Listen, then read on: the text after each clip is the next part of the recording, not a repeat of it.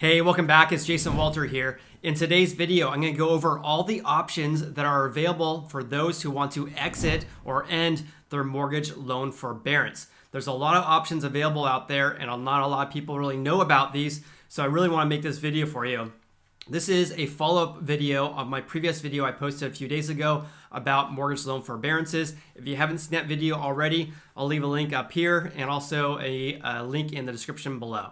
So again, this video is going to give you all your options that are available to you if you want to end your mortgage loan forbearance. So if you know anyone who is in a mortgage loan forbearance, please share this video onto Facebook or with any friends that you know are in a forbearance plan, because a lot of people do not know their options when they exit. Some people think that they have to pay their missed payments all at once, and that's definitely not the case. And before that, please subscribe to this channel if you haven't done so already. I post videos about how this pandemic is affecting our real estate market as well as personal finance topics. I really enjoy making these videos for you, so I hope you enjoyed them as well. And if you haven't subscribed already, please join the family and hit the like button if you appreciate real estate market updates just like this one. Okay, let me share my screen with you today because it's going to be a lot easier for me to share this information with you. So first of all, I want to share some information that Black Knight actually just released yesterday, or today actually, regarding the forbearances. So this week they actually had a slight uptick of 19,000 loans who are in forbearance. So the national forbearance rate is holding steady at 5.6%. And then just under 3 million homeowners remain in active loan forbearance, down from a peak of 4.76 million in late May. So this is what I want to make a point about. So we obviously had a lot of people who entered in mortgage loan forbearance the end of March when the CARES Act was passed. I'll go over that here in just a little bit.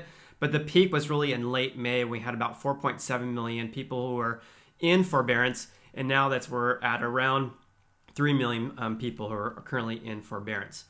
So here's a really important point here. So there are currently 708 fewer loans in forbearance right now than the same time last month, which is a 19% decline. So it says of the remaining 2.9 million current forbearance cases, 78% have had their terms extended with their servicer. So terms meaning that they had their term of 180 days extended for another 180 days.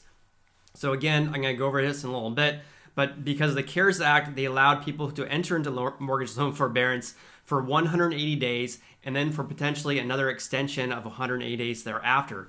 So they're saying here that 78% of those who are in forbearance extended their terms. So they went for another 180 days. So I expect in March and April of next year that the number of people in forbearance should decline quite a bit again. So that's that. So let's go over what the CARES Act said. So again, this is the actual text from the CARES Act that was passed in late March, in the actual legislation, the actual bill itself. I always want to give you the data from the source. So hopefully you appreciate that. So again, I'm going to go over this really quickly because I went over this in my previous video. So a borrower who has a federally backed mortgage who is experiencing a financial hardship due to COVID-19 can request a forbearance from their servicer if they are experiencing a financial hardship due to COVID-19.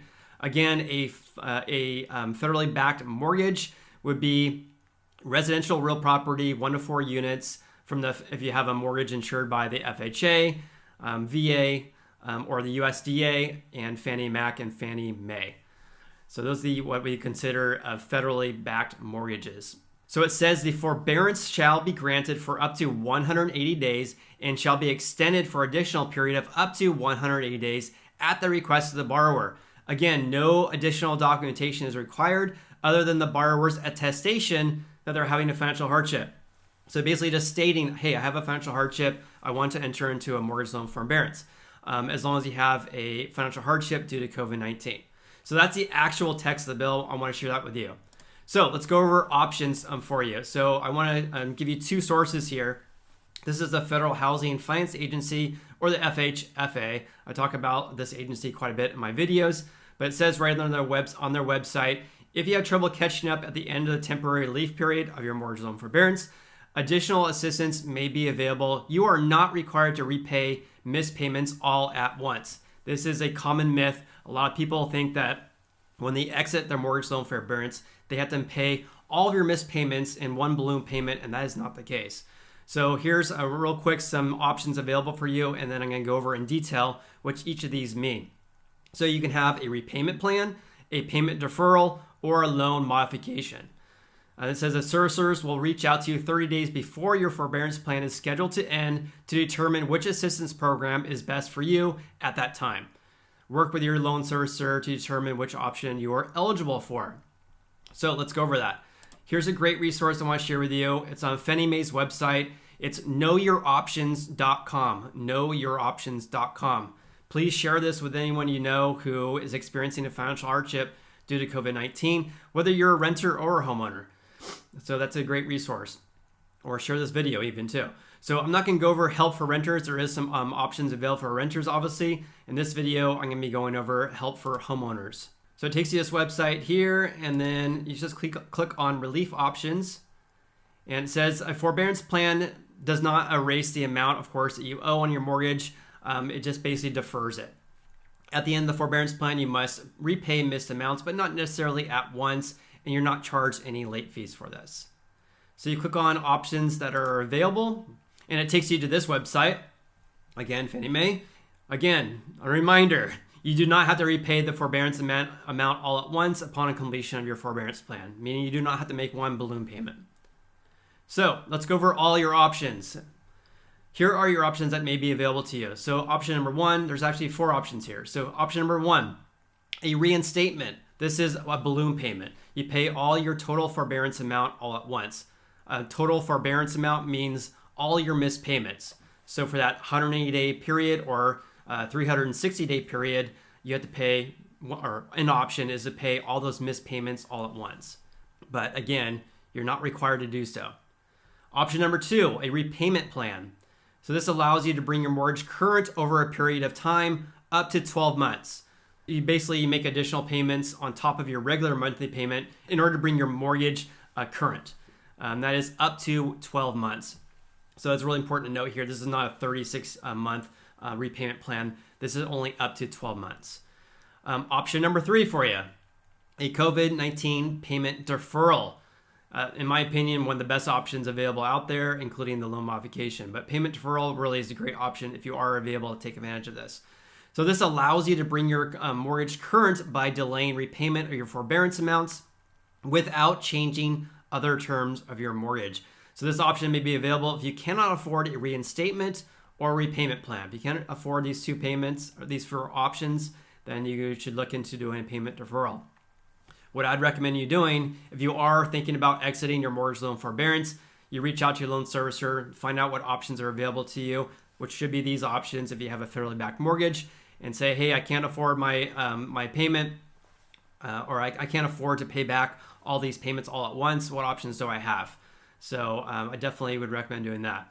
So it says that these forbearance amounts, the missed payments, are due and payable at the maturity of the mortgage loan, which means if you have a 30-year fixed rate mortgage, at the end of when you pay off your mortgage in full after the end of the 30 years, or earlier whenever you sell or transfer the property. So if you sell your house or you refinance your mortgage, then you pay your missed payments during that time, or when you pay off the interest-bearing unpaid principal balance.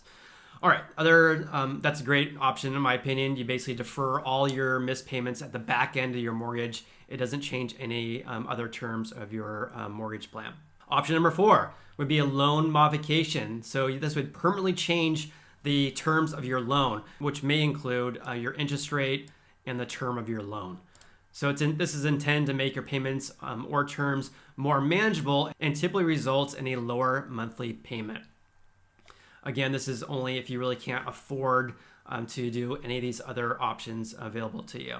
A really important thing to note about this loan modification is that you do a trial period. So you pay your trial payments, whatever your loan modification terms are. You pay those for a few months to ensure you can afford the new modified payment. So those are all your options when you want to end your mortgage loan forbearance. So I hope you found that useful. Also, I have an important announcement to make. So next week, I'm thinking about doing a live Q&A video on YouTube where you can ask me any real estate related questions and I can answer them for you. So if that's something you're interested in, please comment below. And lastly, if you like this video, please hit the like button. Also subscribe to this channel if you haven't done so already and join the family. You also can follow me on Instagram. I'm Sacramento Realtor. Hope you have an awesome day and look forward to seeing you on the next video.